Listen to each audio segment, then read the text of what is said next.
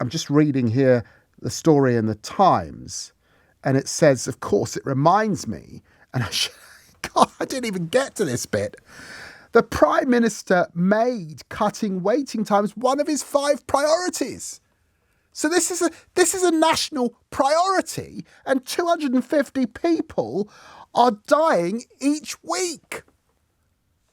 I mean, this is shocking. This is something he says he cares about, and more than 250 people extra are dying each week. So if this is one of Rishi Sunak's priorities, I'd hate it if it wasn't a priority. Would that figure be 500? It's going south. When I was a junior minister in the Tony Blair government, we got it down to a 4-hour wait. We sustained that right up to 2010. It's gone south under this government, terribly south now, with unnecessary loss of life as a consequence of this. A hell of a lot of work went into reducing A&E times. A lot of work's going to have to go in once again. Chuck, you're an A&E doctor. Thank you for calling in. Hey, David. Brilliant. I've always wanted to speak to you. So great discussion. Basically, I've just finished the night shift now. Oh my God, you must be knackered. Yeah, what time did you start last night? Knackered. What time did you start? 9. Yeah, 9 to 9. So it's a 12-hour. Right. It's a bit. Are you home yet, or are you? Actually, interestingly enough, I'm now going to National Trust with my family. So I'm well done. Chuck. Yeah. Bank holiday Monday, and you're taking them to a National Trust, but maybe you can get a little sleep on one of the sort of chaise lounge or something in the house. Get a little bit. What is going on in A&E? Yeah, Sure. so basically, it gives you some context. So I work in the mental health team, and so what ends up happening is, so for example, yesterday, classic example, patient came in, was feeling suicidal. I did a risk assessment along with the other psychiatric liaison nurses, and we thought, okay, this patient is too dangerous for them to go home. So we made a decision to admit them. But the problem is they need to be admitted in a mental health bed. Yeah. But because the mental health units are completely rammed, absolutely rammed, no beds available at all, that person ends up waiting in A&E. And I kid you not, it's very, very, very common that the patient can wait in A&E for about 3-4 days. And 3-4 days? 3-4 days. And so you end up getting, these are A&E beds. And so you end up getting lots of people in A&E waiting to be seen, but there's literally no rooms to see them. So this is, I don't know why, it doesn't seem like this is common knowledge, but you talk to the NHS staff, as you know, you've worked in this space, so you understand there are massive issues with the backlog of, for example, like I said, the mental health beds completely jam-packed, and it pushes and backs up the entire system. So I told my patient yesterday, actually a couple of them, I said, I'm so sorry, I think you need to come in, but unfortunately, you might be where you are now for about 2-3 days at least. And this is just the system. This is the system we're up against. You know, this is not making. This is the other thing about this that I remember is it makes people who aren't well sicker. Waiting that long. Yeah, well, this is the thing. Like, you're dealing with people who are very, very high risk.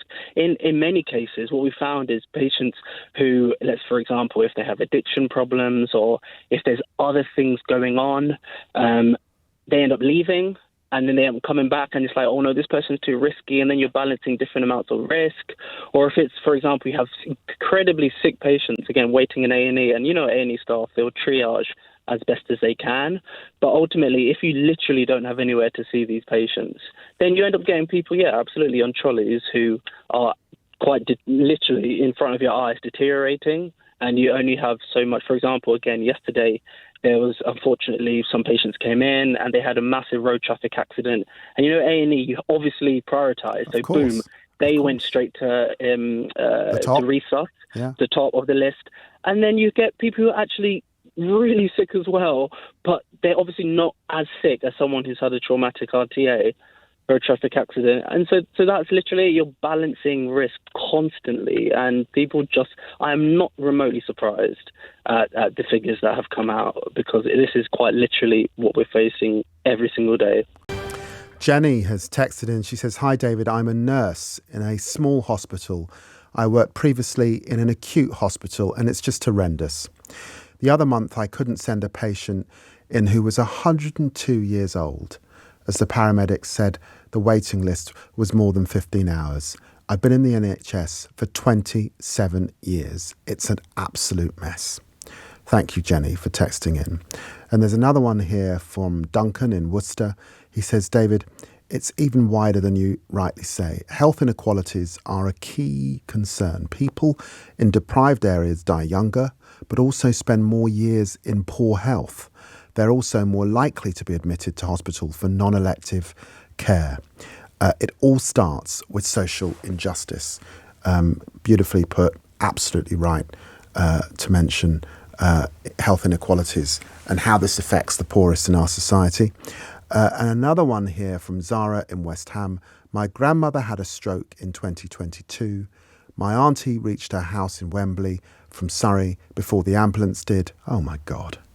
She lived 10 minutes from hospital and she didn't survive.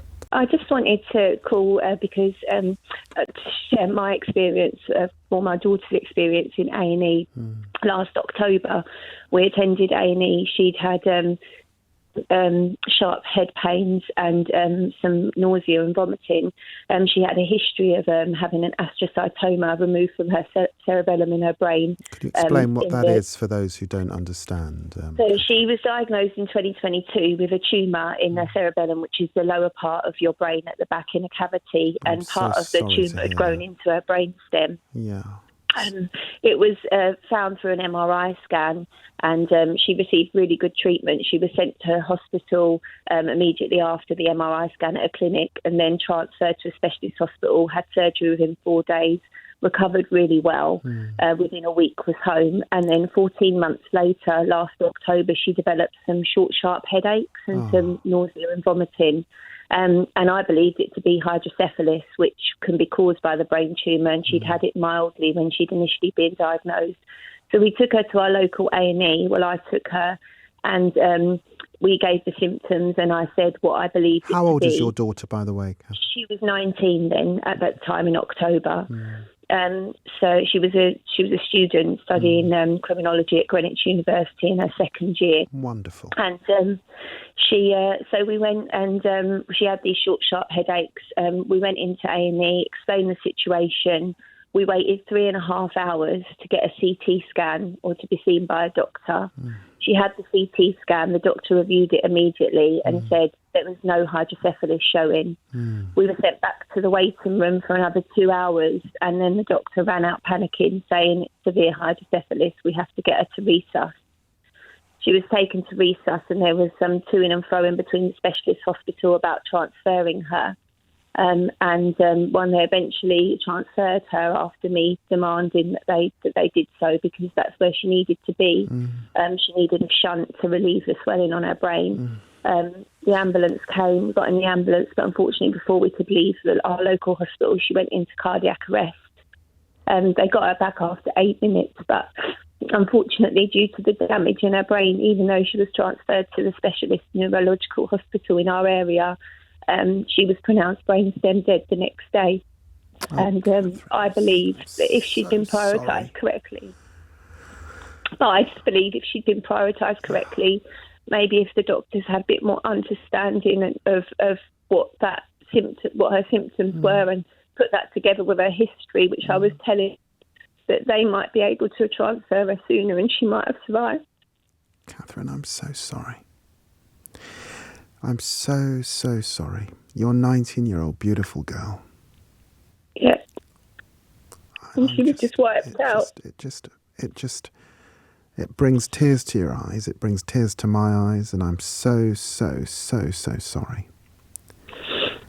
And I guess, the news today that people are dying because of the weights, and this really just brings it home. It just brings it home. It does. It's just, I've worked for the NHS for 22 years, so I understand the pressures and stuff. No, I'm not clinical. I just think that it's just a mess. It's just people just aren't getting the help they need. People aren't getting prioritised quickly enough. Everything's just too full. it's just not working. It didn't work for her. It worked the first time, but it didn't work when she needed them again. Catherine, in your experience, those 22 years that you had working in the NHS, what would good have looked like that might have meant that your daughter was still with us? What would good have looked like? I think if we'd continued to increase our capacity and our staffing to reflect the demand rising, but unfortunately we kind of didn't increase it. We tried to push things out in different directions, and unfortunately it means that nobody can get doctor's appointments at the moment. It's impossible to get a doctor's appointment. So therefore, if you get people end up going to A&E that potentially could be seen in their local community, and then that puts more pressure on A&E. Then when A&E is for really sick people, when really sick people go to A&E, unfortunately, if they're prioritised incorrectly, the waits are so long because the people are there that really could be seen in the community, and through no fault of their own, they can't get seen because there's no one to see them. Catherine, how are you doing? How are you and your family doing? It's really tough. It's really hard. We're nearly 6 months along the line now since she passed away, and it's coming up to what would have been her 20th birthday in May, and it's just that sense of loss and that sense of injustice and unfairness, and there's still an ongoing investigation into her death open with the coroner, so we haven't registered her death or anything like that yet. We don't know whether it'll go to inquest or not, but it's just the unfairness of it all. It just makes you so it's just awful. My wife of 34 years died at 52. In Alan, that's the same age I am. I mean, that's... Yeah. Unfortunately, again, it started in A&E. She had tummy pains.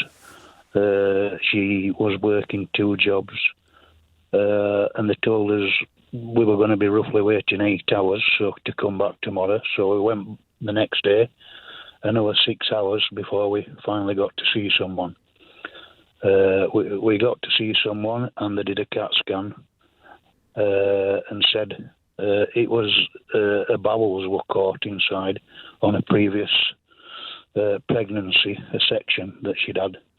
And it was a very routine operate surgery, probably 3 or 4 hours. So they did a CAT scan, didn't pick up on anything else. It's just a bowel problem. They finally give us a date for surgery, which was 6 months after. They did the surgery.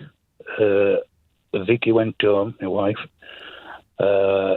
We went home, and two lumps started to appear, and the speed that the lumps were growing was unbelievable. Within 6 months, I would say that the 2 lumps, the 2 hernias, what they turned out to be, had grown to about 2 foot. We used to go to the doctors every other day. That's massive, Alan. I know, and she dragged these 2 lumps about with her to work. She worked at a local college and cared for people at night. She worked for a care company. And she dragged these 2 lumps about with her for 2 years. They wouldn't see her. They wouldn't admit that they'd caused the hernias. But like I said, they must have done because the CAT scan was done previously to them repairing the bowel problem. This went on and on and on, 2 years, and a doctor, her own doctor, a doctor local to us, he said, look, it's obvious the hernias. I don't know why they're denying it, but all I can think is they haven't got any money to do the surgery, any time or money to do the surgery. And then a week after, her own doctor contacted a different hospital in a different city, and he said, yes, I'll do the surgery straight away. So we went to the different hospital, and my wife of 34 years from school days, who I love very dearly. We can feel the powerful love that you had for her in your voice. Yes, and I miss her every day. Oh, God, Alan. He opened the stomach up and he said it were vile. He said, obviously there were hernias, and every day the hospital had denied it. There's no hernias, we can't do anything to help you. This doctor did a 9-hour surgery, took the hernias out. I don't know what else he took out. I don't know what organs were infected. But she died 2 days later. She must have been in incredible pain, Alan. Well, yeah, the pain and the original hospital sent her home with the stomach leaking. There were no aftercare. Nobody coming to the house. I had to do it all. You don't expect this in the sixth richest economy in the world, do you? No, it's like a third world country. And like you were saying, David, if you got it down to 4 hours A&E, surely there's a blueprint for that. Everything else, to me, are just excuses and overspending where it doesn't need to be. Alan, have you been to see your local MP? It's been to the. Has it been to? It went through the coroner. Okay. But because this doctor took all her parts away, the coroner really couldn't make an assessment, true written statement. Oh. And then we went to the hearing.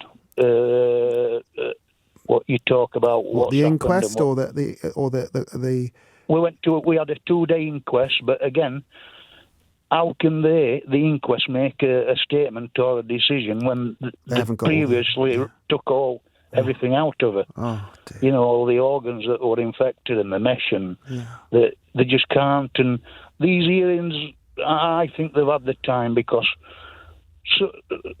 such as we were told we couldn't speak at the hearing, it was just to hear from the doctors that day. And the second day, I didn't even bother going because there's too much time now with doctors at the hospital, in my mind, spent on filling paperwork in. Alan, I think there are lots of messages coming in of support to you, and thank you for sharing. It must be incredibly, incredibly difficult.